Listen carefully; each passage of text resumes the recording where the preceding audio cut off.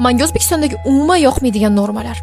Birinchisi, qarz bergan odam yalinib qarzni so'rashi va qarz so'ragani uchun yomonga chiqishi. Olganda siz qarz oldingiz birontadan, unga qanaqadir vaqt belgilab, agar undan ozroq kechiksa, undan uzr so'rashingiz kerak.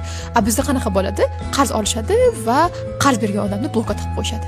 Ikkinchisi, odamlarning yuziga borib o'zini kamchiligini aytish. Yo'l ketibsiz-a? Ozib ketibsiz-a?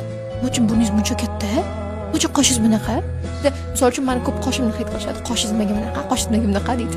Men shunaqa tug'ilganman. Nima qilay? Qoshimni olib tashlaymi? Uchinchisi, birovni orzulari va xohishlarini ustidan kulish. Balandorga osilma. Sizga nima? Balandorga osiladimi? Osilmaydimi? Chet elda misol uchun birontadan katta orzusi bo'ladigan bo'lsa, Garvardga kiraman yoki Stanfordga kiraman desa, "Davay, boss, juda ham zo'r. Bizning avlodimizda shunaqa odamlar chiqibdi" deydi. Bizda bo'lsa, "Senga kim qo'yibdi buni? Qiz bolaga kim qo'yibdi?